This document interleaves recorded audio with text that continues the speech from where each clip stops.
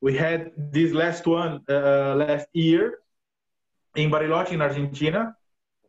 It was the G9, the G9. Eight. G8. The 8th event. Okay, and the gathering, right? Okay. The gathering, yes. And every event, we call someone from Scotland or Canada to be here. So Tyler Fry was here. Joe Noble. Gordon Craig was here. Excellent. A lot of drummers and pipers to judge us and teach us. Fantastic. And myself and Amos, we're talking about to bring you for the next one. I would be honored to come help you guys with what you're trying to do. That would be most excellent. And hopefully my country will allow me to travel when that point in time comes. We are all in the same situation. Actually, the G9, which is supposed to happen next year here in Buenos Aires, our band is the one that is supposed to organize it. Okay. And everything. So, but excellent. Who knows? Who knows? Eventually, things happen. But for sure, I think just to cut to the chase of that stuff, and I think the whole world here, we're all in the same boat, and that is it's a waiting game. Someone will come up with a vaccine. It will be tested. It will be vetted. It'll be approved and normalized. It'll take a while to circulate, but once we're all properly vaccinated and can get back to real life, we're all really on pause until then. I totally understand that. Apparently, yes. So and then to finish the story, as regards to this meeting, yes, so to speak. We with Ramon, I was thinking about this, like I've been thinking about it for a while, but then one thing leads to another one, and I never took the time to try to organize, like all the guys. There should be more people right now in this meeting, but anyway, to see each other and talk about pipe and drumming and see how each other, how everybody was doing, and what stage in the learning process everyone is, and our own bands and blah blah blah. Because it's probably, it's hard for me anyways to describe to someone that comes from the States or Scotland or Canada or whatever, what that background, what happens here. Here pretty much we're trying to do our best in the learning process and in the as a whole picture, not just drumming but the whole thing, the pipe band thing. So and in that sense, and in that with that purpose, I was like, okay, we should at least get together once in a while, Zoom or whatever, and talk about, hey, how do you guys play this, or how do you guys hold the sticks, or how do you guys do that, and and things like that. Totally. And that eventually, evolved into something else. Oh, I have another guy here asking me. Because he's trying to go to the Google meeting, so I'm gonna redirect him. Reroute him. Okay, excellent. Yeah. So it sounds like if I'm hearing you guys correctly, you are really endeavoring to build the pipe band community, but rather than in one city, you're basically trying to do it for maybe the northern part of your continent in South America. The whole continent, yeah. The whole continent, is that correct? You guys are trying to build it for basically all the countries in South America? Well, at some point, someone I couldn't tell the story exactly. Maybe later, the exact story about this. But at some point, someone went like, "Oh, wait a minute! So we have these two bands here in this country. We have 4 bands in Brazil. We have whatever. Why don't we get together and bring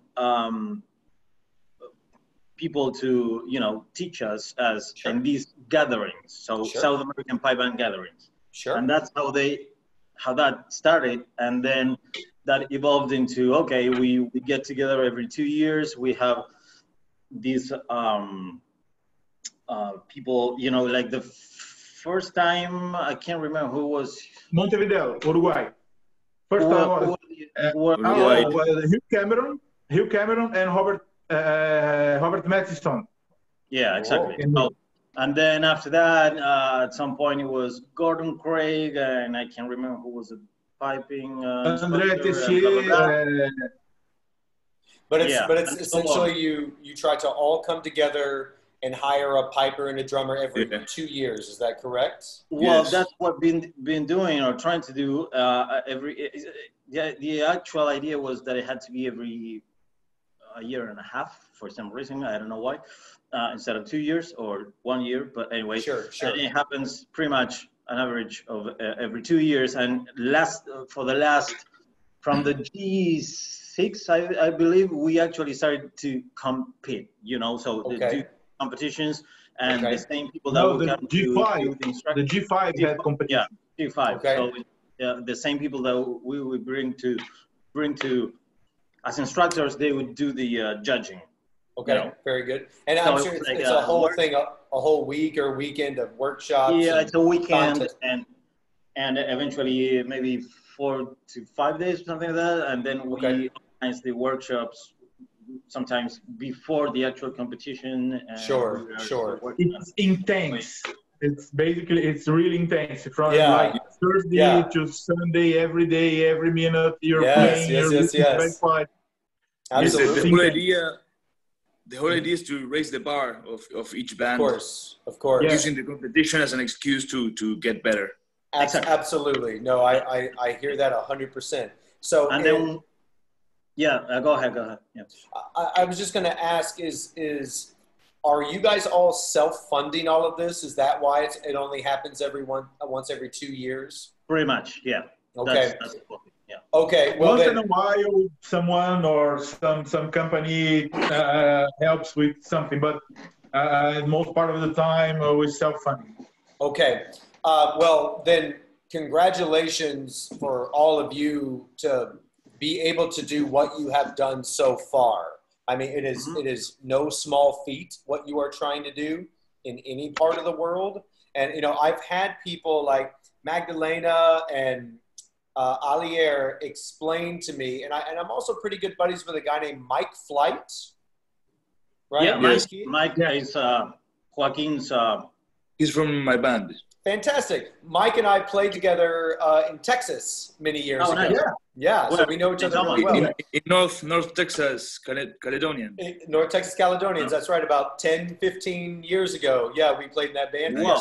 Yeah. Alrighty. So I've heard of the challenges that, you know, you guys are facing just trying to have regular rehearsals, regular instruction, so on and so forth. And I mean, I want you guys to know that hearing of these challenges in your part of the world and in many parts of the world was a huge reason that motivated what we now call Rhythm Monster. Our whole company's existence is to provide the exposure, the education, and the experiences of this music to anyone, right? Yeah. So, which, by the way, it's great, man. Congrats on that. Yeah. Thank you, man. I really appreciate that. And I mean, you know, we exist because of you guys, and we are committed to growing so we can serve you more all the time. And whatever that looks like, you know, if that means more awesome videos of awesome instructors, sure, we're going to keep doing that. And if it means more other things, clearly what we're talking about here with you guys, yes, it's access to quality instruction. And I think you guys all get the idea that, sure, you can get videos of the best guys in the world telling you all this awesome stuff, but it can't just be that. There has to be more, right? And this is where that experience piece has really been put on hold for us because of COVID, but COVID doesn't scare me, right? I'm not saying I'm not doing anything irresponsible. All I'm saying is, okay, so I'm on pause. Rhythm Monster's on pause for the experience part until we can get back into it. No problem. It's not like this is going to affect our commitment to you by any way whatsoever. So if that means we've got to wait another year until we can do a Rhythm Monster live event in South America, so be it. That would be amazing. Yeah. There's Leonardo. He's another student of mine. He's just starting to learn drumming and so on. But I thought it would be great for him to Absolutely. see. And so that's Leonardo. Hello, Leonardo. Mike, and Nice the to see rest you. of the people. Leonardo. I'm gonna switch to Spanish for a second. Okay. Toda esta gente que está acá son Alair de Brasil, Magda de Chile, bueno, Caco y Ramón de Zapa, Joaquín de Saint Andrews y Emiliano es un amigo mío, baterista increíble, está en Los Ángeles, pero que está también ahí viendo cómo es el asunto este. Así que bueno. Totalmente. All right, so back to English. Sorry for that. Gracias. I don't know. So I would try to jump straight into the, into the business here. Sure. And I do have, because I forgot about the fact that you play with Cap Cabal and all of that. So you also it's what's his name? The one of the writers for Mark Witter also play in Cap Cabal. What's his name? Yeah, the guy with the big beard, Gus. Yeah. Gus. Yeah. Yeah, Goose. That's right. Goose. Yeah. Oh well, right. yeah. Actually, doesn't play with the band. Actually, is that right or?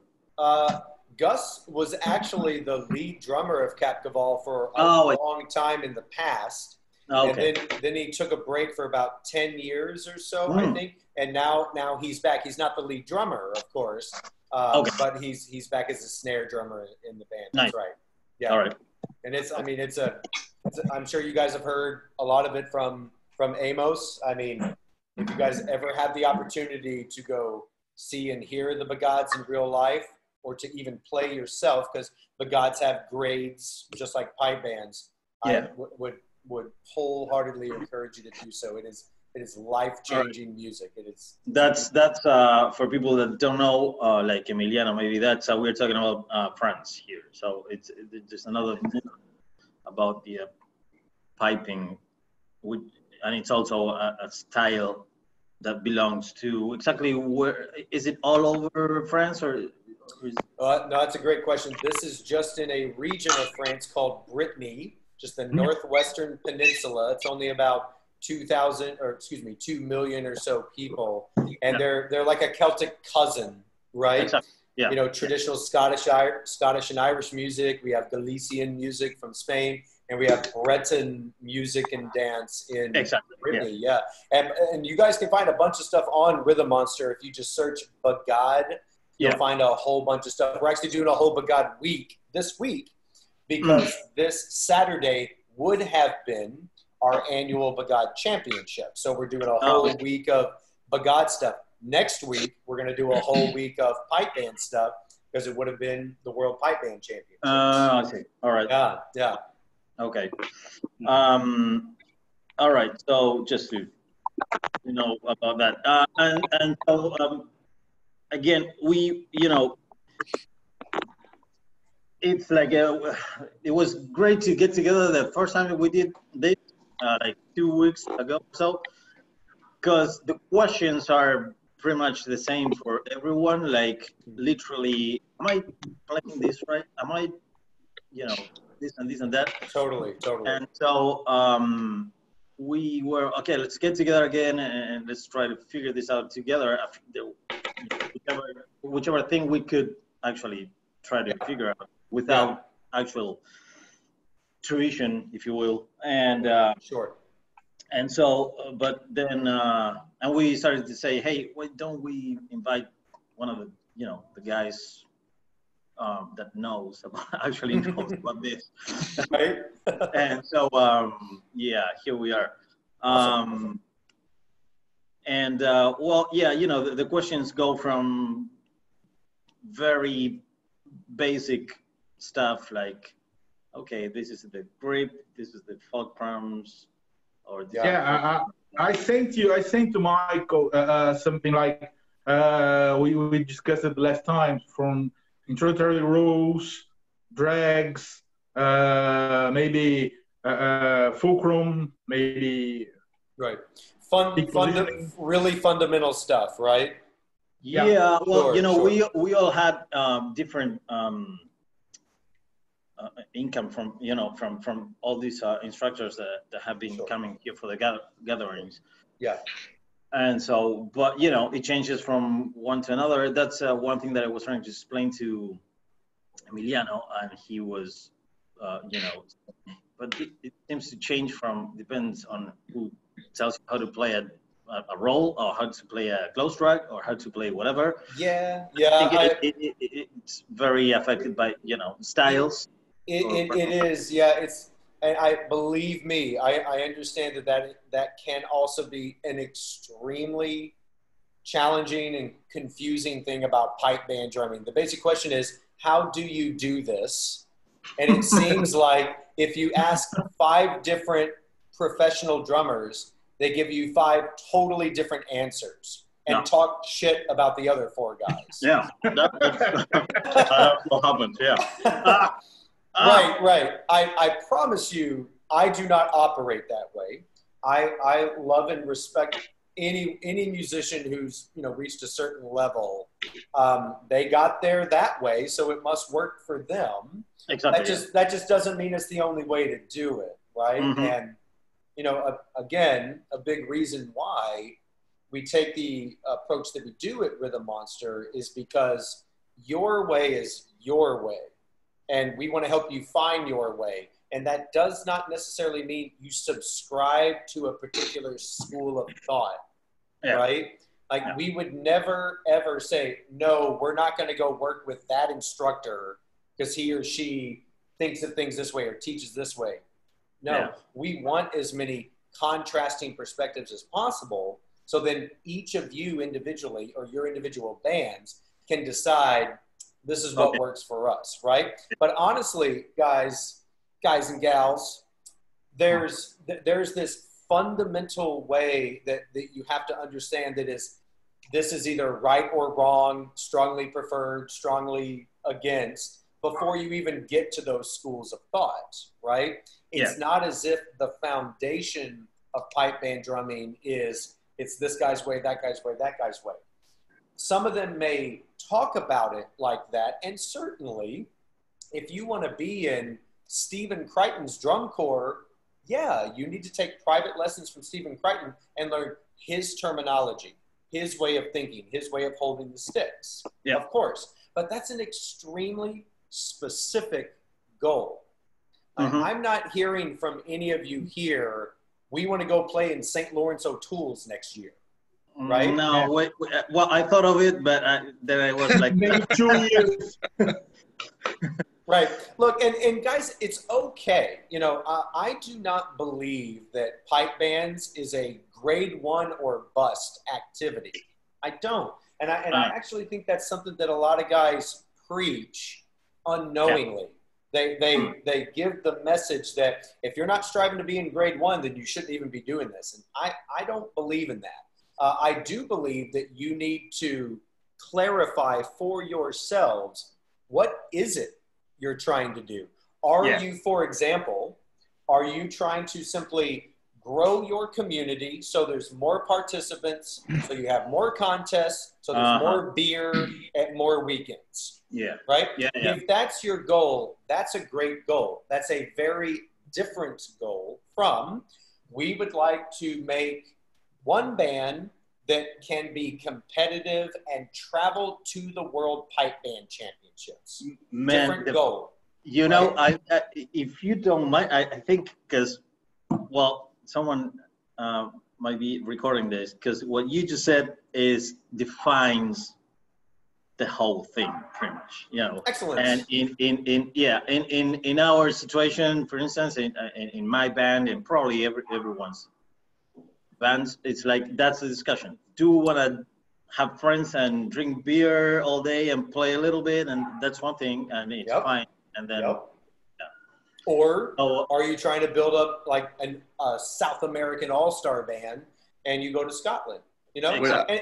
and it's not that you cannot have both, but my point is, I'd love to hear what you're saying, Joaquin. Is you have to clearly define what it is you guys are trying to do, and then that determines how you want to think about how you hold the sticks and play things. You know what I mean? Yeah. All right. Okay. Well, So I think every band has like a more of a show band background. Understood. We- Understood. So, but we use competition as a way to move forward. Elevate. Yeah, for sure. So I think every one of us wants to play better. Man. Just like, Yeah. maybe we don't aim to the worlds, but we want to play better. Man, Joaquin, that is a great goal. Like a very U.S. phrase would be, we don't want to suck. Right? It is no fun to suck. It's way more fun to be good. Right? Yeah. And I hear you on that loud and clear. And I think what you're saying is great. Yes, you can absolutely use the traditional pipe band competition format to help elevate your efforts. So at least you can say, ha, ha, ha, we were better than you today. Right? Yeah. That can be a motivating factor for sure. But even if that's the goal, if the goal is to make our band or our bands more competitive, you know, that's a good point of clarity that then needs to be a little more specific, right? Yeah. Because I think that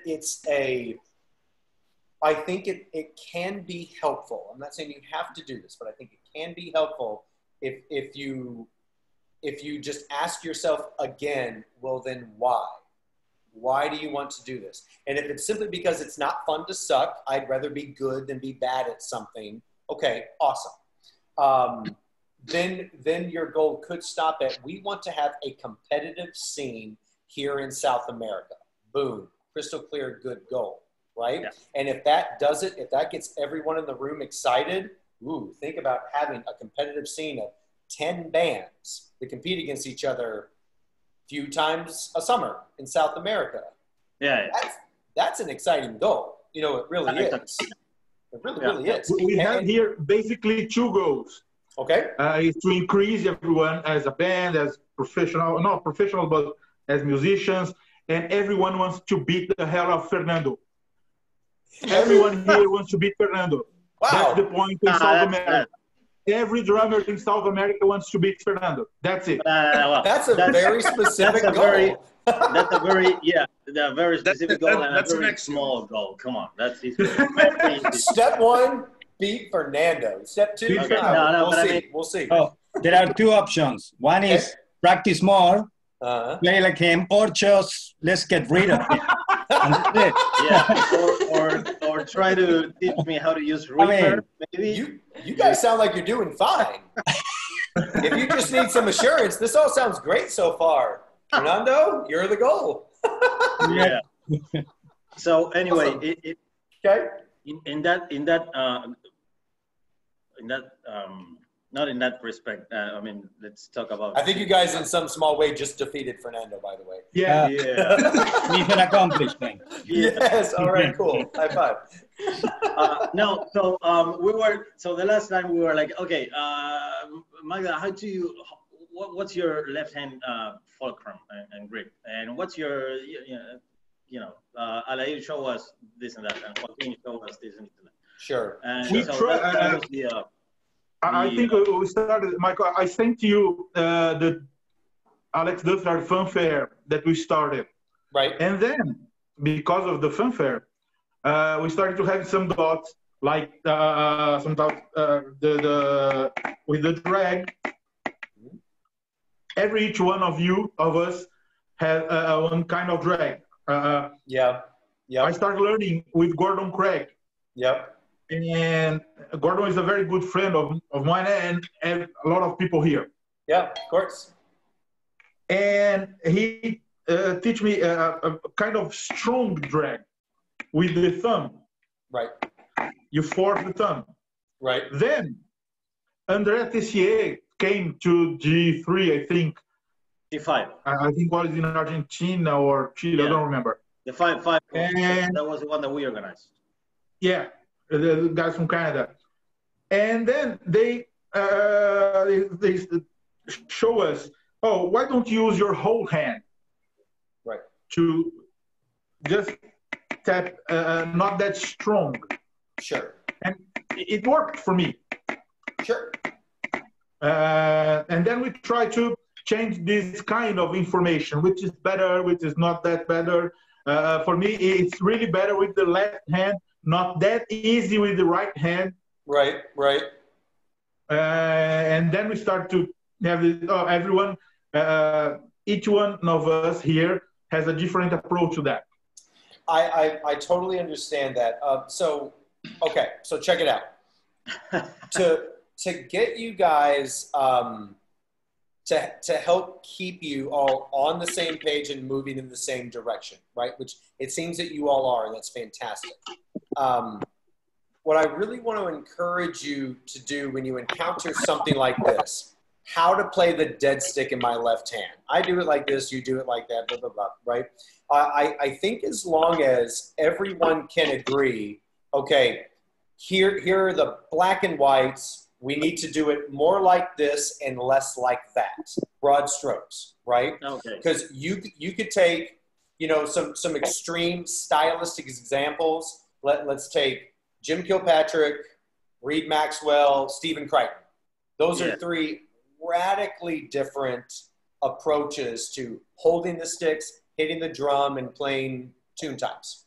But they're all correct, right? They're all good. They're all fantastic. Even Reed from Jim, they're different. Well, they are, yeah. Couldn't be more different, right? Oh. I mean, and especially when we were coming out of Mylar drum days into Kevlar drum days and that 5 to 10 year phase, boy, could you hear the difference. Okay. And I'm not saying that means the equipment then is better than now. No. Mm-hmm. But at that point in time, you could hear the first part of a march and go, that's Bog Hall. That's SFU. Oh, that's shots. You could hear the difference. And I think a lot of groups are a little bit more similar now than they used to be, but I digress. So the point is you have these three completely different contrasting characters in how their hands look, how they write, how they interpret things, but they're all good, right? Yeah, yeah. Guys, gals, this is really high level stuff, right? Exactly, yeah. It is not worth your time. It is not worth your stress to say, no, this is how you know this. It's not worth it, right? Just make sure everyone has a clear understanding of right versus wrong, good versus bad, as it pertains to pipe band drumming. Because clearly we have drummers here that have experience in other styles, right? Fantastic. You cannot say, well, in American drumming, we do this, or when I play drum set, I do that, or when I do Swiss drum, I do this, because that doesn't matter. Even when I take, rock star drummers of drum set or DCI, and they want to learn pipe band drumming, the first thing I tell them is, the musical things and the mechanical things that you know will help you, but you need to forget them for a moment, right? Just for a moment, forget what you know, because while you could muscle your way to kind of power through some pipe band stuff, you're never going to play it correctly. So you have some skill, you have some knowledge that will help you from if you were just someone off the street who's never drummed before. Great. But step one is just forget that for a moment, right? Forget that for a moment and try to feel the sticks a different way. Try to get them to move in your hand a different way. Try to get them to resonate off the surface in a different way. And try to get in that sphere of pipe band that includes everyone from Reed Maxwell to Stephen Crichton and everyone in between. Because I'm telling you guys, it is the folly, it is the demise of many pipe bands, large and small, because they can't do that. They can't get over, no, this is how you play it. No, you play it like that. It doesn't fucking matter. It just doesn't. Not yet. It doesn't matter. Yeah. You've got to get everyone in your core to agree on right versus wrong, not this way versus that way, right? So Alier, I'm sorry, I've been saying your name in my head incorrectly. Alier, for example, What you're talking about, how to execute a drag in your left hand. Do you do it solely with the thumb, or do you just close your hand down? That is way too advanced for you guys right now. I'm not saying you don't have the ability to think about these things. Of course you do. But that's priority number 135,000, and we need to focus on priorities 1 through 10. Right? So as of right now, if you want to have a discussion, hey, I saw Crichton's left hand do this. Well, I saw McWhorter's left hand do that. They're both right. Move on. Right? Yeah. Like, focus more on the things that are just clearly, this is what we do in pipe bands versus this is what we could do in other styles of drumming, but I don't see any pipe band drummers doing this. For example, you know, in most other styles of drumming, whether it's drum set, American, concert, Swiss, whatever, when you're taught how to hold the stick in the right hand, forget how you hold it. One of the first muscle you learn is this, right? You start to learn this wrist, that muscle group is the first that you learn. That's not what you need to do in pipe bands. It's not that you don't use the wrist, but the most important muscle group is that. Yeah. Right? It's not this. It's not this. It is this. Yeah. Like that is something you can clearly see across the board any great pipe band drummer of the past 20, 30 years. And I say 20, 30 years because equipment dictates how we play. So you can't say, I saw this video from Duthert in the 50s. We don't play on 1950s drums anymore, or 1950s compositions, or 1950s sticks, or tempos. So, I mean, there's a clear point of distinction. You cannot say, my drum set teacher taught me this. We're not playing drum set here. You will not find a badass pipe band drummer who's not operating here primarily. Same thing with the left hand. Yes, there's lots of different ways to move and use this, but you will not find an experienced pipe band drummer who is not motoring 100% from the thumb. Is there some things here and there on occasion? Yeah, whatever. This is 100% of what's going on. Okay? Those are the sort of things you need to get everyone on board with first. Yeah. Right? How to motor the stick, what muscle groups to use for single strokes versus buzz strokes. How do buzz strokes differ on a pipe band Kevlar snare with a pipe band style versus the buzz strokes I play on my drum set? They're two totally different drums. You hold two totally different sticks. They can't be the same. This is why, again, if I take an experienced drum set player, American drummer, whatever, you know what a buzz stroke is. You know what single strokes are. But I typically tell them, if it feels the same over here when you've got your pipe band hat on, it's not going to be right. Because it's a different way to play these things that you already know over here. So let me ask you this for a second, because obviously on the right hand, there is a crossover, right? Where as a drummer, you know, when you go to pipe drumming and you adapt to the technique, as Fernando was showing me. Yes. I mean, you, as a drummer, you do use your fingers. Yes. Right? And obviously, like you're saying, you have the whole molar technique and everything else, and you're using more of your arm, and there's a lot of wrist. Like you were just mentioning, there's more like fingers. Now, there is a crossover there, because as a drummer, you use your fingers. Now, the part that I'm trying to wrap my head around is left hand. Okay. Because there's one thing that the grip is the same, but why the thumb instead of these two, which is more common in, like, you know, drum set. Cool. I am happy to explain why, no problem. But I want to encourage you guys, when you're on your own trying to figure things out, I want to encourage you to spend more time focusing on how to do what you see than why it is the way that it is. Does that make sense? And I only say that because this is what leads to these arguments that blow bands and communities up for no apparent reason. They spend too much time asking why something is. I mean, the reason in my case why I ask why is the logic behind it. I'm with you, There should be a logic that doing it that way allows you to. Totally. No, I'm with you 100%, Emiliano. And the simple answer is sound. Right? The sound off your stick when you play with your thumb is the sound we want in pipe bands. The sound we want in pipe bands is very light and bright and high pitched as much as we possibly can. In stark contrast, when we learn American traditional drumming, we want the opposite of that. We want dark, we want meat, we want you in the sound. And so we have this connection here, the fingers stay wrapped around the stick more, and it's more focused on the wrist because the sound that we want through that stick that's designed with a specific wood for specific reasons. Exactly, I was gonna say. Yeah. It has nothing to do with hickory. No, guys, again, I mean, the gear that we use, as in the sticks, the heads, the drums, the snares, are all radically different.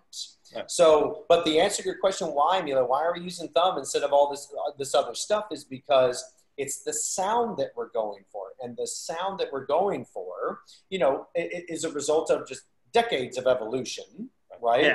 And it's always steered by the primary melodic instruments. Why are the instruments you see in the back of the orchestra the way that they are? It's because composers have wanted specific sounds that fit to the string and the brass sections. Why have drum sets, what drum set gear evolved the way that it has? Because enough people have wanted enough different sounds that apply to guitars and keyboards and horns and everything else. And pipe bands the same way. Pipes, the only melodic instrument in the band. You know, they've continued to raise in pitch. They've continued to add embellishments and complexities. And so our equipment has evolved. The sound that we want has evolved to match those instruments. And the net result of that sound for the snare drum specifically is high, bright, snary, splashy.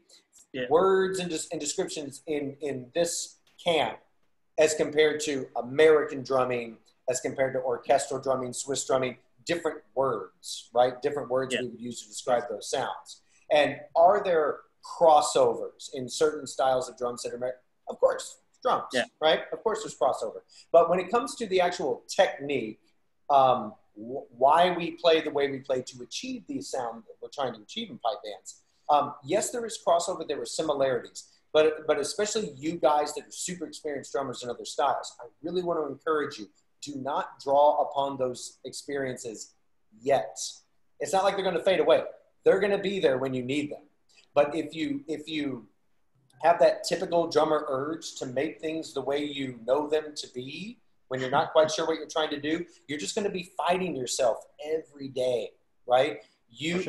Look, I'm with you, right? I've been through this 20-something years ago. Trust me. I mean, I know what that's like. I know how to drum. Just buzz rolls, swing it. Okay, let's go. Yeah.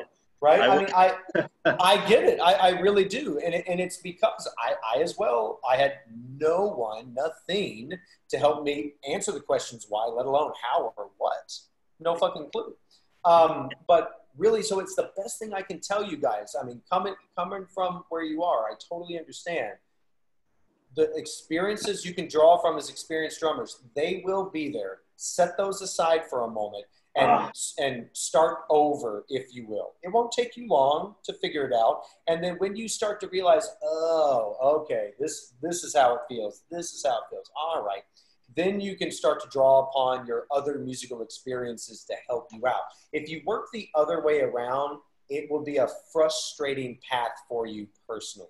Right. Because, I mean, you really are trying to, I don't know, wear the wrong outfit at the wrong party or whatever you want to say, right? It just doesn't quite work. Your experience as a musician and your drummer will not go away. It will be there when you need it again. My last comment for you in what you're asking me is, you mentioned there's a crossover of the technique with the right hand, but the left hand seems very different, right? I would encourage you to think of it rather than a crossover, to really ask yourself, well, what is the difference? What's going on between American drummers, drum set drummers, pipe band drummers? I think of it like this. I really like to boil things down to, well, what do I have? What is the black and white here? The black and white, if we're talking about just your right hand, you have 3 things to move the stick. That's it. You got your fingers, you got your wrist, you got your arm. That's it. We don't want to talk about your soul yet, right? We can talk about those things later, right? Yes, your soul hits the drums, sure, but we're just talking about physicality. You got 3 things to motor that stick. That's it. So what's the difference between a Jim Kilpatrick and a Jim Chapin?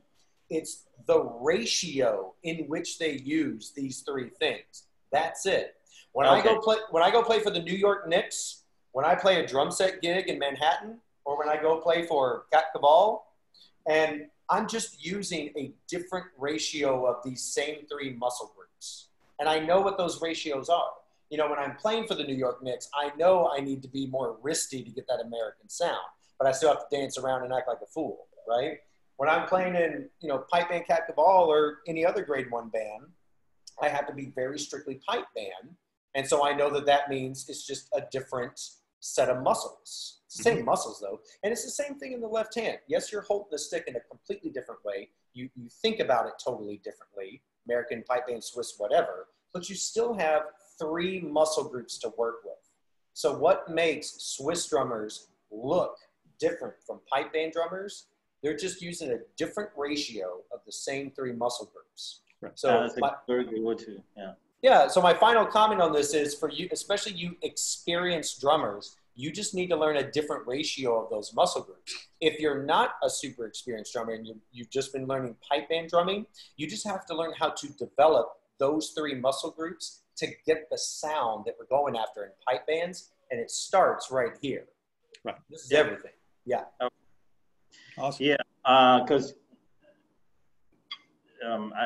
we were discussing about this with Emiliano, and then I had some other people asking me, how do you use all that finger thing and fulcrum, whatever, when you move back to the drum set? And I couldn't give a straight answer because I'm like, I don't know, man, it's different. It's automatic. Yeah, exactly. I don't know, it's different. I mean, that's a good answer. It's different. It's totally different.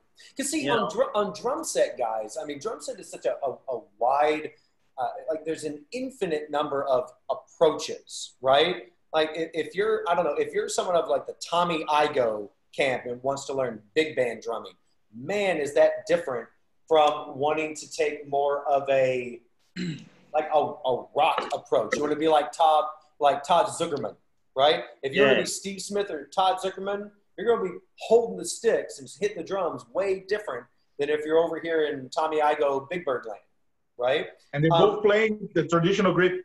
Yeah, they're both playing traditional grip, but, you know, it's just then you really do have to not only talk about grip and muscle groups, but soul and all that stuff, because there is such an infinite variety of sounds and feels and things that you can get, and the amount of sticks from which to choose, the amount of heads and drums, all that stuff contributes to this sound that is uniquely you as a drum set player, right? Yeah, absolutely. That mentality, which is beautiful and perfect for drum set, is just not the right mentality if you say, I'd like to be a good pipe band drummer.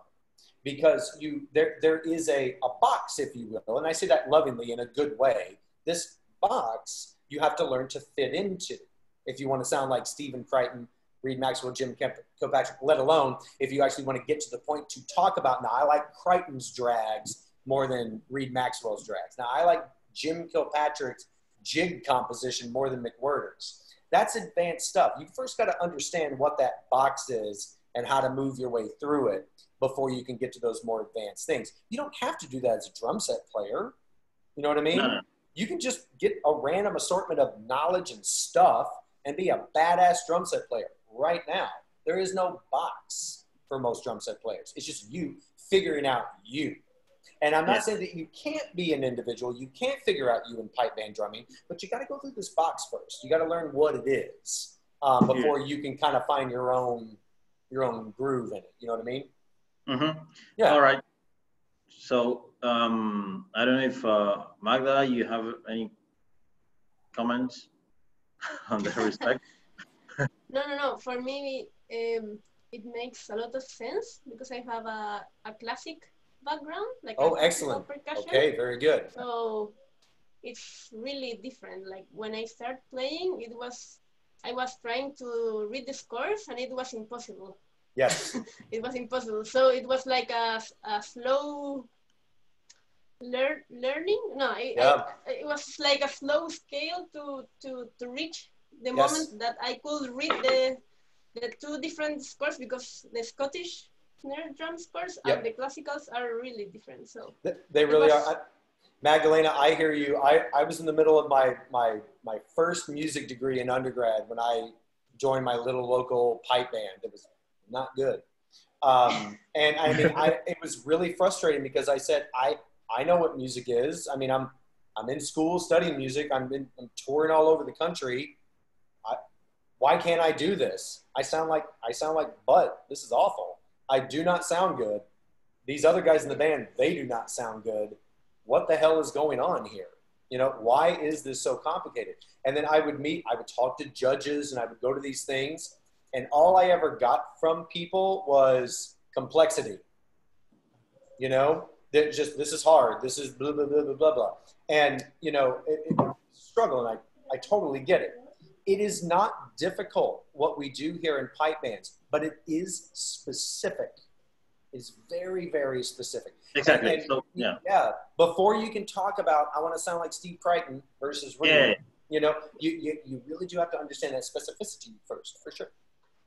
All right. And then so Alayu was talking about the close tracks and blah. Yeah. So Yeah. just to define Sure. a general No problem. No a problem. close track concept, it would be, you know, like, okay, left hand, the dead stroke would be that either you decide to control the Right. stick with Right. or your whole the whole hand, and then here, you know, there's people like there, some other people like I you know, other people here, right? Yep. Not So- as much as here, but I think in this case it'd be Right. So right. sounds like two different things you're asking me about. You're asking me about dead strokes, and or drags and single strokes. Well, I mean the death stroke in the drag. I meant to say. Totally understood. So for me, the best way to start this out is to realize or think of it as that a dead stick and a buzz stroke are just two totally different things. Yeah. Okay. That's how I teach it. That doesn't mean that other guys that teach you different ways to think of it are wrong. No, but it's pretty No. much. No, my way, because I want contrast. I want to know what way over here is and way over there before I can figure out the nuance in between. Nuance is difficult, but I always want to start out with contrast, right? So create as much contrast, both sonically and physically, as you can between a buzz stroke, a multiple bounce, pressed, lengthy, juicy sound, versus the opposite. Yeah. Yeah. All right. You know, and because I understand that some guys, when they're teaching kids, right? Because the way I'm talking to you guys is not how I would talk to kids about this, right? For kids, you need to be super, super simple. So for kids, you would say, let's make a long sound. Zzz. Now let's make a short sound. Zzz. Cool. Yeah. Buzz, drag. Got it, right? But for you guys, I can say what it actually is. A buzz stroke, keeping in mind that you're playing on Kevlar, not a drum set snare drum. Totally different. You need a pressed but lengthy, buzzy sound. Zzz is the sound you need to make with one stroke. Zzz. But when you're making a dead stick with either hand, it has to be the opposite of that. Yeah. It's Yeah. literally, I mean, what I say is it's a poke, not a stroke. You're not stroking, you're literally just poking the pad. So if you imagine yourself in set position hovering over your pad, if you just don't move your fingers and just go poke, poke, that's it. Oh, okay. That's All your dead right. stick. That's what it should Lovely. be. Yeah. Yeah, And nice. are there gradations of that? Are there? Of course there are. Of course there Yeah. are. But that's not the sort of stuff you guys want to be thinking about right now. Forget all that crap. No. You'll get maybe- there eventually, you know? Yeah. Maybe Yeah. and then close drags wise. What's the I don't know the word, the separation between the two strokes. Ah, that's a great question. What is this? Yeah. That's a great question. So I had, as we were talking about, I had the opposite. Oh no, it has to be, no, I totally get it. So this is a great question. So let's correlate this to a flam, which we all know. A flam is simply 2 single strokes, right? Yeah. Two single strokes. And the space between those 2 single strokes really depends on the musical situation. This is another beautiful thing about pipe band drumming, let's say versus Swiss or American drumming. Yes. Swiss or American drumming, a flam is a flam, right? Yep. As it should be. Concert drumming, for the most part, to intermediate level, a flam is a flam. Consistency, all the time. But in pipe band drumming, you need to be able to play everything from fa-lam to fa, right? Everywhere in between. Yeah. None of that exists for drags. None of it. Okay. Right? For a pipe band drag, a closed drag, right? We'd call it a closed drag in any other world. It's just a drag in pipe bands, right? Yeah. That space of dead stick to single stroke is always tight. Always, always, always tight. Okay. Always. Yeah. All right. Again, you have to get to pretty advanced stuff to start talking about length of a drag or intensity of a drag. When you're first starting to try to figure out how to play a single drag, it's always tight and it's always pianissimo. Always. Both ways. That's another one. Yeah. Always. Always. Yes. All right. Yeah. Yeah. That's not what it is forever, but it's what it is right now. Yeah. It's always the same. It's always pianissimo. Always. All right. Nice. And then we were asking ourselves another thing, which is, you're talking about bass rolls.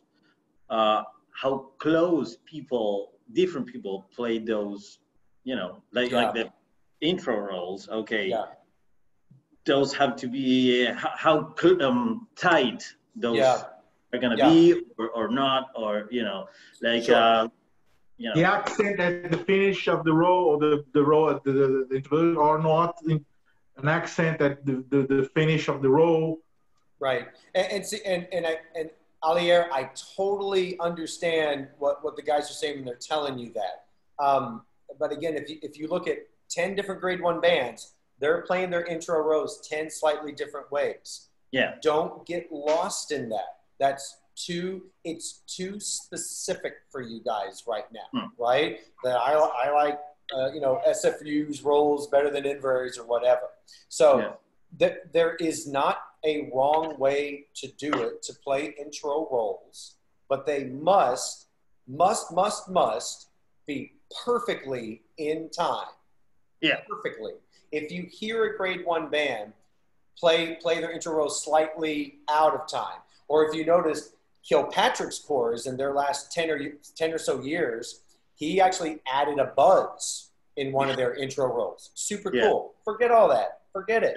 Just literally, you play 2 sixlets and a downbeat. That's it. Sigga-da-digga-da-sigga-da-digga-da-pop. Boom. Okay. Nothing. Right.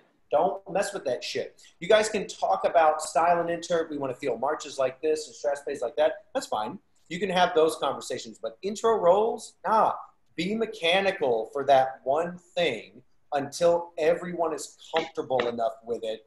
And then you kind of figure out how you want to do it. Maybe you give a slight crescendo. The buzzes feel more like this. The accent has this sort of intensity, whatever. But just don't make rocket science out of this very mechanical thing that we do. Make that part of it math. And what happens when then you have someone, judging and telling, saying intro rolls were too not tight enough in the sense of legato. Sure. Then you're well, then you really, what you're doing is you're talking about buzz roll quality, right? Yes. First of all, even if you don't have the buzz roll quality that you want from your individual or from your core, you can still demand mathematical precision of the intro rolls, not of all of your playing. Nope. Again, it's a beautiful part of pipe band drumming, just like jazz. A computer can't play that back for you. Like Finale, Sibelius, they can't play you back hot jazz. They can't play you back pipe band drumming. Nope. Exactly. But intro rolls, yes. Buzz, buzz, buzz, buzz, buzz, buzz, buzz, buzz, buzz, buzz, buzz, buzz, spot. Buzz, buzz, buzz, buzz, buzz. That's it. Math. No, don't mess with it. So that's different, right? Play perfectly in time on your intro rolls. Boom. As far as quality, buzz roll quality, that is very, very different. Rather than messing with, we want buzz rolls that sound like Inverary. We want buzz rolls that sound like slot. No, a quality buzz roll is like anything that you've been taught in classical percussion or drum set. It is a sustained sound. Sustain. How you achieve sustain, we're back to the initial part of this conversation, is achieved differently on Kevlar with maple wood sticks in your hands than when you're on your kit or you're on your concert snare. Totally different. Totally different, right? If you put Tommy Igoe with Tommy Igoe sticks on a pipe band drum, he's going to sound like ass. Tommy Igoe is one of the best drum set players in the world, right? But he's going to sound like a bag of crap. But it's only because that instrument demands something different. So what do your buzz rolls need to sound like? You need to produce a sustained sound.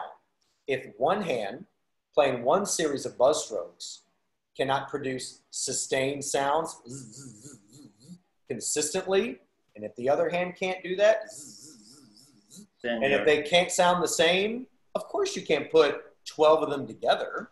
It's not like 12 pieces of crap makes a beautiful roll. You know, you actually have to have one hand playing beautiful buzzes, another hand playing beautiful buzzes, and then you can put them together and make a beautiful buzz roll. Yeah. All right. Got it. Yeah. So what Joe Noble was probably telling you, your rolls are too open. Yeah, it's very, very likely if you were, if you were to actually analyze what one buzz stroke sounded like, it probably sounded like as opposed to bugga bugga bugga. Yeah. Right? It is truly a multiple bounce roll. There are a lot of strokes happening, not just 3 or 4. There's a lot. All right. So, and this is just gossiping, but so all of you guys got the same thing on your on the solo competition and on the band competition. I was gonna say, like in my solo competition last year, he was like, the intro rolls were too not too open, close enough, or too open. Close enough. And I was doing that in purpose because because this is what happens. Then you have people, like with our band, we had Duncan Miller from he helped us a lot writing scores for us and a lot of stuff. But I have a recording of his the scores that he wrote for our Quick March medley, and he goes for Mis Amigos de Zappa, and you go like, what? And I saw him playing that. I saw his sticks on the rat pad on the table, like half meter away from me. I was like, and then you see these other people going like super tight, and so I guess it depends on who's so are what you trying to say is you perceive Duncan Miller's buzz rolls I was trying to find an average point, like not. Gotcha. Gotcha. Yeah. Let me tell you this, guys.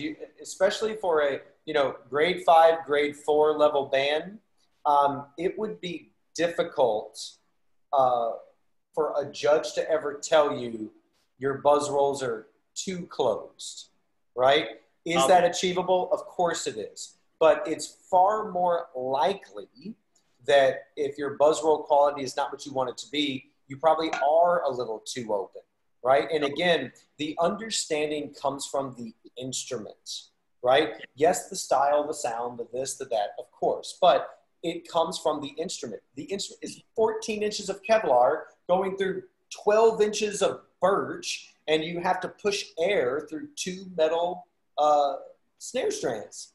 That's a lot to do. You don't have those challenges on your drum set snare. You don't have those challenges on your concert snare. In fact, the opposite challenges. You want super light, super chill, super bouncy, kind of working with the drum to find that balance point.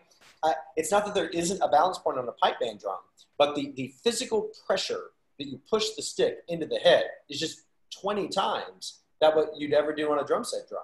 Okay. It's more pressure for more notes. Yeah. So you need more, pretty much you're saying that you would need more pressure eventually. Pressure, yes. Yeah, yeah. Compared to a drum set snare drum. Yeah, absolutely. Yeah. Any drum set snare drum, any concert snare drum. That you don't push into those heads as much as you would on a pipe band snare. It's pipe band snare, big, got 2 sets of snares. It's a lot of air to move, and you have to act again. But the goal, the sonic goal, is the same: sustain. So forget about the judges. Ask yourself: can you record yourself playing an intro roll? And can you say 2 things definitively? I am in time. I am inarguably playing perfectly to the metronome. And if not, work on that. Can you inarguably say, I don't hear 12 buzz strokes. I hear a sustained sound. And if you can't, you need to work on that. Okay, nice. And then that would lead me, and if anyone else has questions, like Joaquin, go for it. Go for it, brother. Being that said, okay, here's the next question. Okay. And you mentioned this at the beginning. Okay. Do I find that pressure from here or that's a great question. Or is it more? That's a beautiful follow-up question, Fernando. That is a great way to think about this. You're telling me, you agree, Leonardo? Same question? Yeah. Okay. So you hear, okay, I need more pressure, so my rolls are more closed up. Where does that pressure come from? Like my knee, my hip? Like, where does that pressure come from? Think about, again, what your options are. You have 3 options to answer that question. No more. Exactly. Wrist, fingers, arm. That's it. Okay, but the thing is, I've tried them all. So which one would be?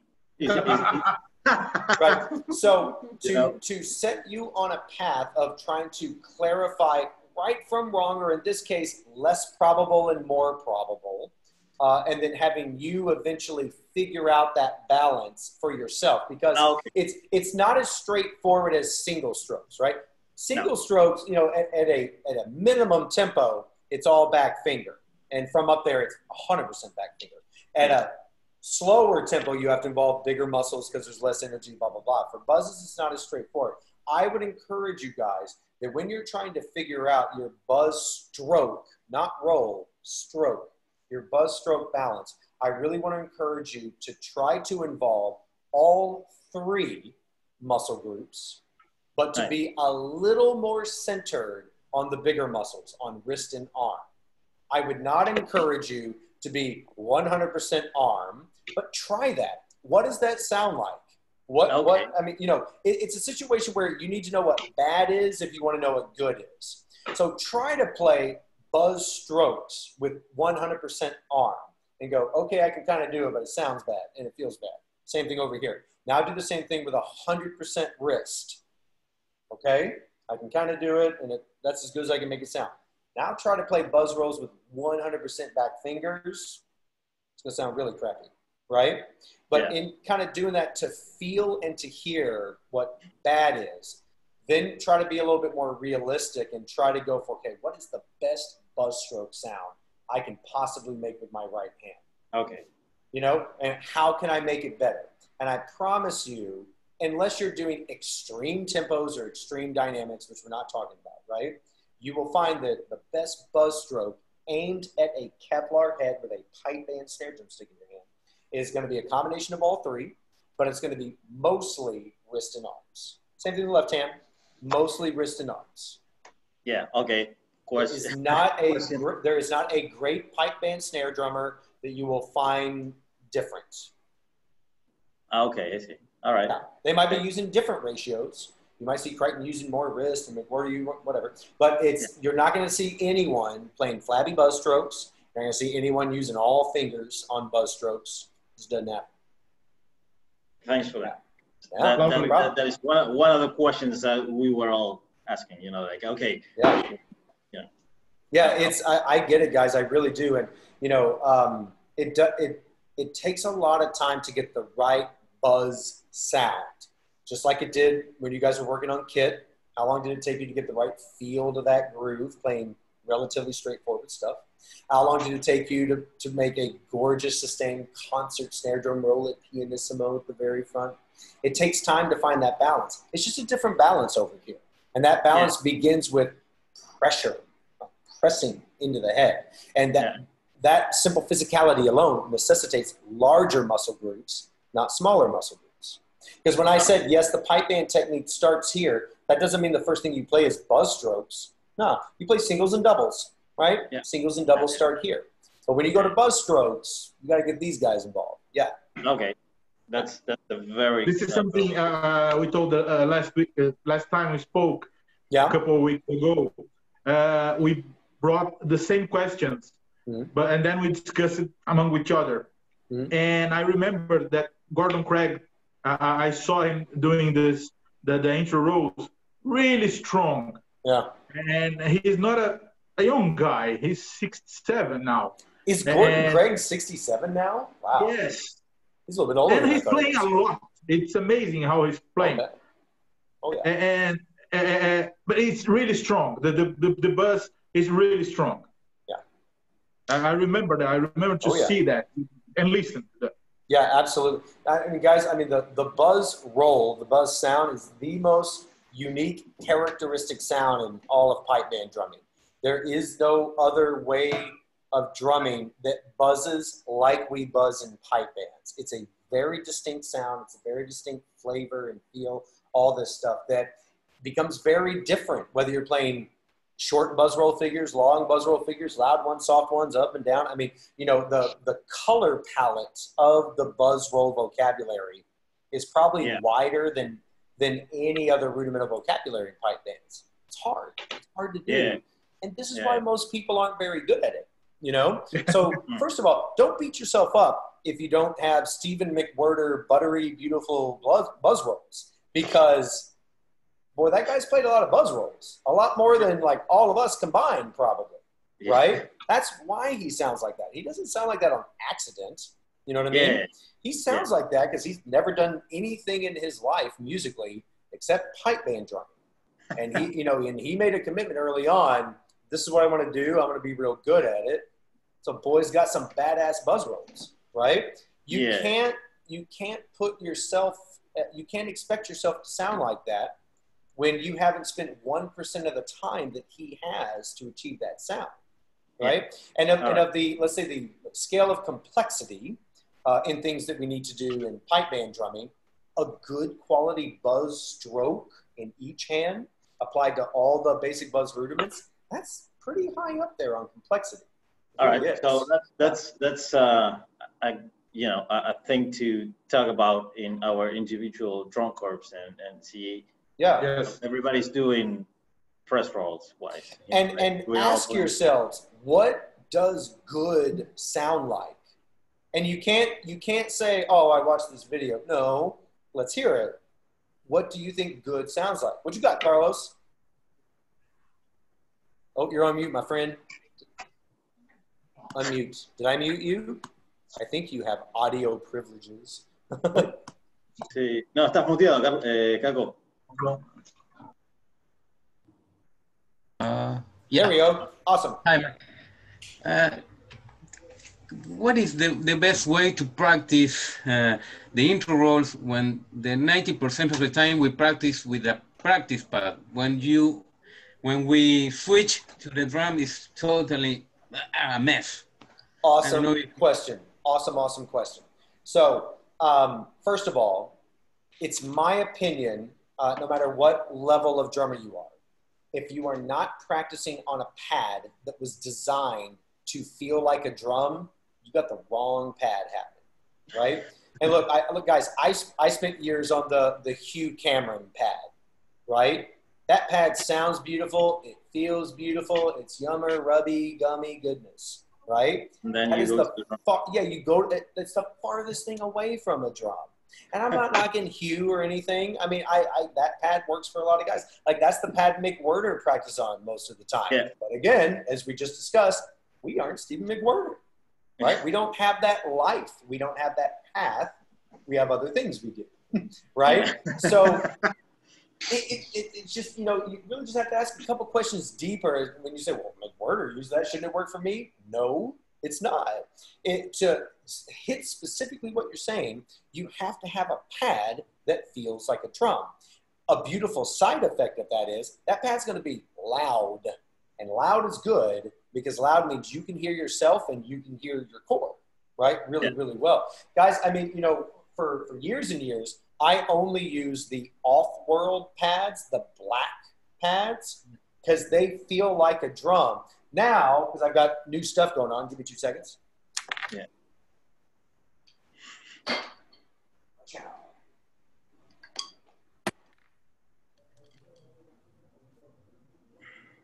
This is the only pad I use for all styles of drumming. Swiss, American, concert, pipe band, because this feels like a Kevlar drum. That's the Vic Firth. Yes, the Vic Firth heavy hitter pads, like industry standard. Like this is the most sold drum pad in the fucking world, right? Yeah. Because it feels like a drum. That's true. Yeah. It feels like a drum. And I mean, I know the guys who designed this pad and eventually sold it to Vic Firth some 20-something years ago. They said, there aren't enough pads that feel like drums. Let's make a pad that feels like a drum. Yeah. Then they did it. Then Vic Firth bought it. It's not, and look, I'm not saying every other pad out there is bad. I'm not saying that. But I am saying that if you're practicing on a pad that sounds and feels warm and fuzzy in your pajamas, that is not helping your buzz roll quality when you hop on a drum. Now, the second big thing is you can only know what a drum feels like by spending time on a drum, right? And so that means the Kevlar at the right tension, with the snares at the right height, because those snares make a huge difference. And spending time on that instrument is the only thing you can do to help acclimate yourself to what it is you're trying to emulate when you're on your pad. So the pad is not the only thing. It must be accompanied by more time on the instrument. On the drum, yeah. And I get that's difficult, especially right now, because if you guys live in normal homes with families and people who don't like to hear Kevlar, you know, all the time, you know, it's a challenging thing. But that there is no product that will help you get around that. Do you see the new pad of I don't know, rudimental drumming? I think this guy from Europe that they have actual Kevlar. Yeah. You're talking about Renee from Holland. That's the Rudy World Drummer's drum pad. Yeah. That's a great solution. You know, I mean, it is. I mean, it is literally, and he does pipe band heads now. He'll put a pipe band head with not a pipe band rim, but a rim and screwed to some wood. I mean, that is a fine alternative. But is that going to replace time on a drum?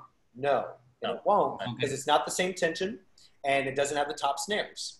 And that tension and those top snares make a huge difference. Yes. All right. And then, Adair, do you have any questions or comments? Well, I don't know how much time do you have left. If you have a month and a half to go, we have a lot of dots to go. But I mean, guys, I could sit and talk with you about drums for days and days on end. You would get tired of hearing my voice after a while. It really is. It is a pleasure rapping with you guys. But if I stay here too long, my lady is going to get mad at me, because I'm sure I'm going to be on dinner duty at some point in time. But how about maybe, I don't have any immediate messages, which is good. So how about, let's say maybe 10, 15 more minutes? Yeah. I mean, awesome. I was asking because we don't want to, keep you busy or. Man, I appreciate that. I mean, I don't want to take up too much of your guys' time either. And I literally could rap with you guys about drum stuff just. No, well, thank you first, and then, we are pretty much, we are, in the best of cases, grade 4 bands around here. When it comes to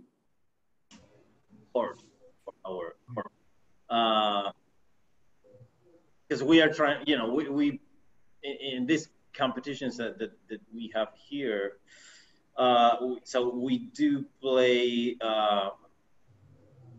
quick march medleys, right? And then that's one of the things that we play, and then the other would be medleys as in general as yeah. Right. And so you guys play like mass band or parade sets as well, right? Yeah, everything happens at the same time. Okay. So we, Okay.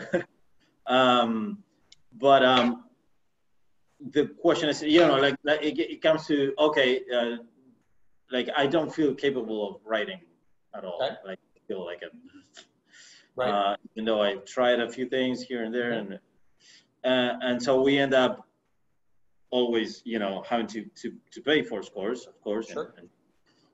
And being here, and whoever we ask to write is in the States or anywhere else, Sure. Canada or whatever. Sure. It's hard for these people to know exactly what we need. So Yes. and sometimes we happen to our band, like we pay for scores, and I was like, okay, I sent videos of us playing stuff, you know, the past and blah blah blah, so that they can use this as a reference. Right. And all of a sudden it comes, you know, grade 1 scores long, and you're like, what? And so you had to start, you know, crossing out stuff and things like that. Sure. So the question is, whoever writes for your corps has to know actually what you can play or not, I guess, right? Yes. Yes. Absolutely. Right. All right. Because you know, it's like sometimes you go, okay, I'm gonna ask this guy or this other guy or blah blah blah. But it's better if they know you. They know your corps. It's a necessity. I mean, it's really shooting in the dark otherwise. Okay. All right. Yeah. Absolutely. But that being said, Fernando, I mean, you know, if your corps or your band, whatever, if you are truly at a grade 5, grade 4 level, whatever, it's totally fine. Yeah. There's not a wide range of compositional possibilities. Okay. Yeah. Necessarily. Again, you know, if you guys were just made of money, yeah, buy a set from Reed, buy a set from Steven, choose the one you want, you know? Yeah. But if you're not made of money, there's so many other things that you might want to consider prioritizing, because your goals, as you've explained them to me, is to just understand what's going on. How do we do this, right?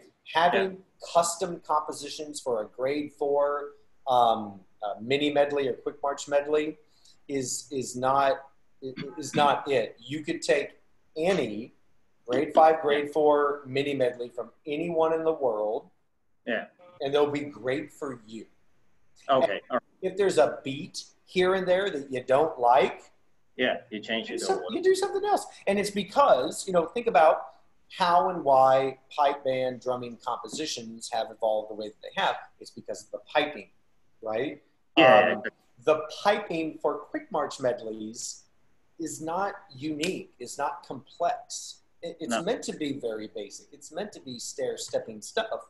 So when you get to grade 3, you can be a little bit more explorative, a little bit more unique. Certainly grade 3 on up, you need custom scores for you and your team, right? Okay. But when you're grade 4, grade 5, you really don't. That's not going to give you the edge, you know? All right. You need stuff. You need compositions by a reputable guy, you know, a guy who's led a grade 1 or grade 2 band for decades, someone who really knows what they're doing. And again, if a year comes around and you got some extra money and that's where you want to spend it, it might be money well spent. But it's not the deal breaker. You absolutely could take, like, Reed Maxwell Quick March Medley scores from Rhythm Monster, for example, that he wrote 30 years ago, and it'd be the hottest stuff you guys have ever played. You know, even though he didn't write it for you. All right. Let's get into this as well, Mike. a couple of weeks ago, you asked on Rhythm Monster Facebook page what we want to see there.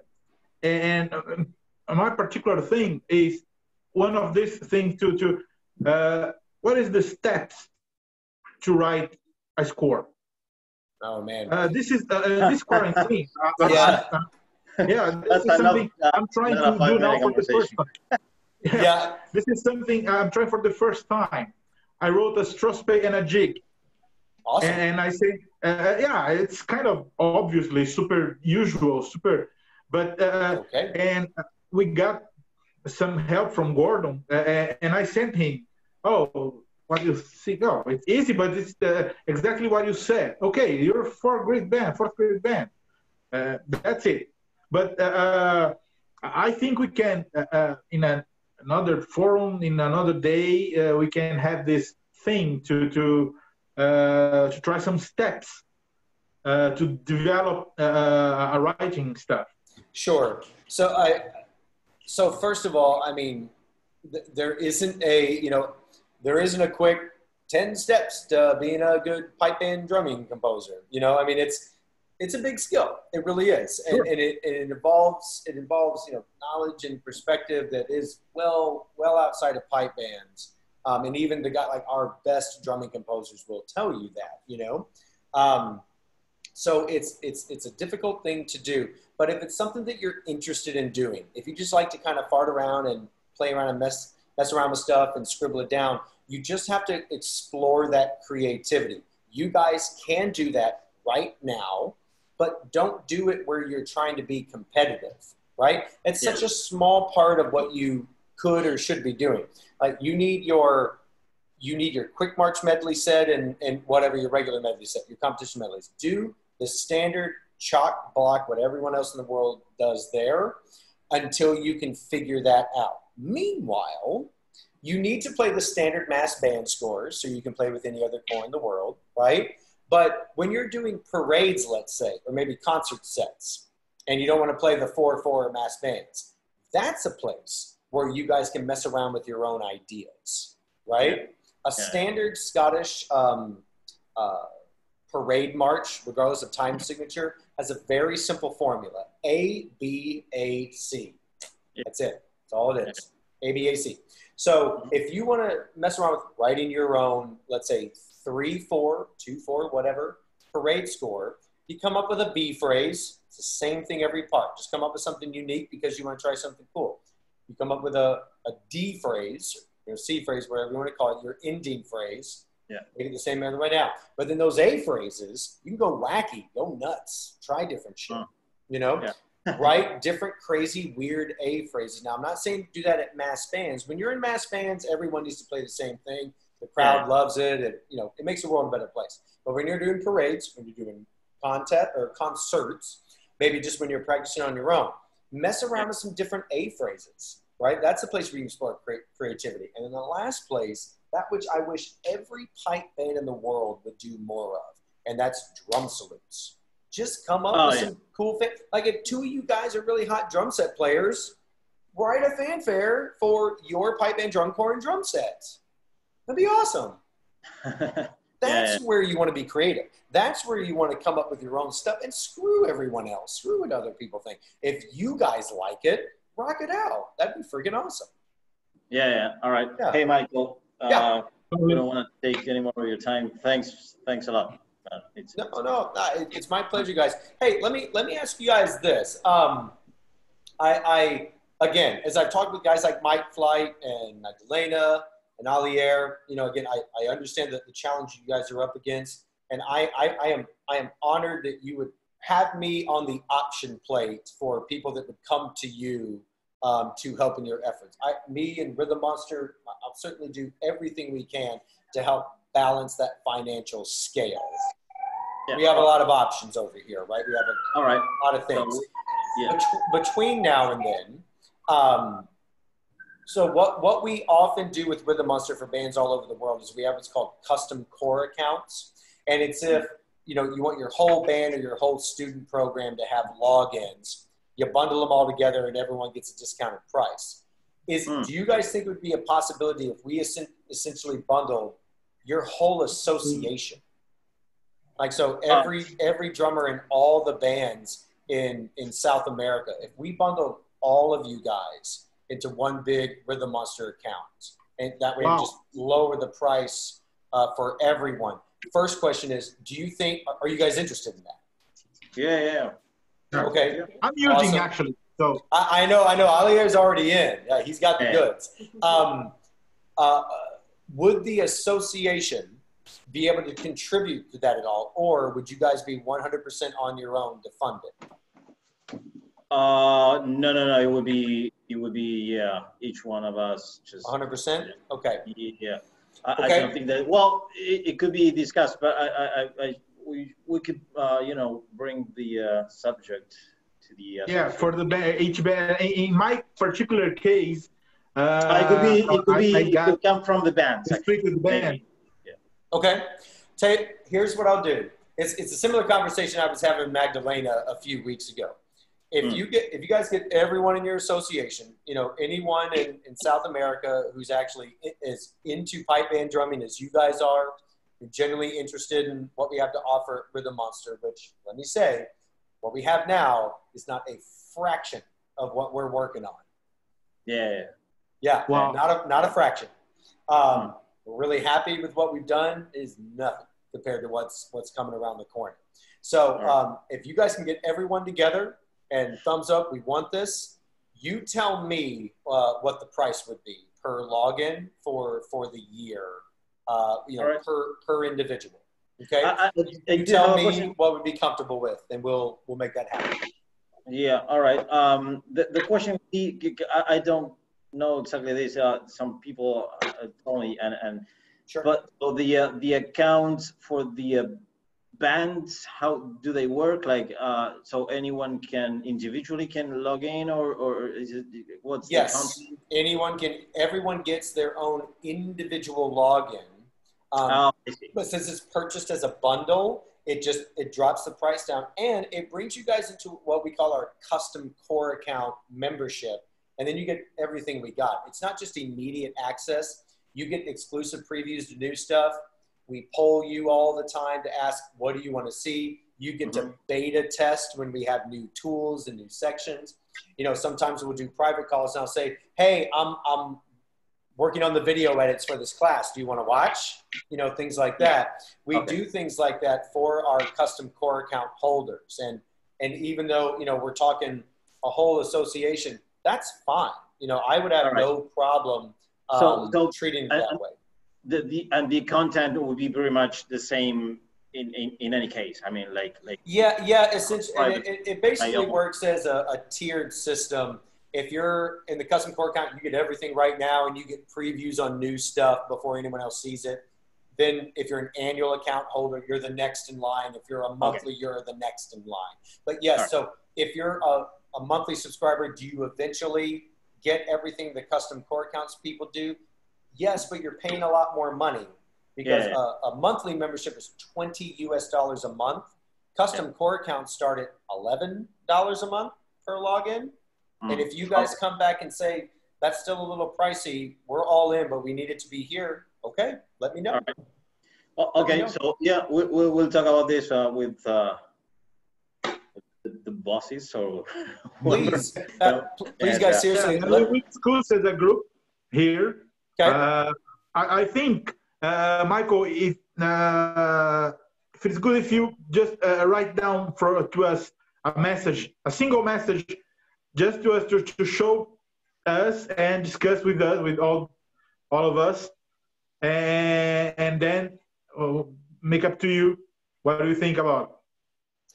Which is lovely, and everything will be amazing. Like you mean for a custom core account? Yeah. Okay, sure. So you just want me to put in an email just what I'm offering you? Yeah, very easy, very simple, just for us to don't forget and to get us to discuss it. Yeah, maybe it would be, it's easier to show to our individual bands. Sure. What the No problem. Alier, do you want me to just send that email to you? Yeah, please. No problem. I can knock that out as soon as we're done with our call. No problem. Okay. All right. Yeah. Hey, Amazing. Michael, thanks again for this. Really helpful. And Cool. yeah, we might see each other at some point again. Hopefully. I certainly hope so. Again, it's a waiting game. This too shall pass. I really, you guys deserve a real big round of applause because I understand the challenges you guys have been through and what you're up against. I really, really do. And please know that me, everyone on the Rhythm Monster team, and everyone in the Rhythm Monster community, we are here for you. Right? We truly are. So you tell us what you need, how we can help you the best, and how we can balance this out. And the answer is yes. We'll make it happen. All right. Great. Right on. Thanks. Awesome. Thank you so much Thank for you so rapping, much, guys. Michael. It's been a blast. Okay. You guys have an awesome evening and day. Okay. Bye, guys. Abrazos a Bye-bye. todos. See you. Adios. Bye. Bye. Thank you.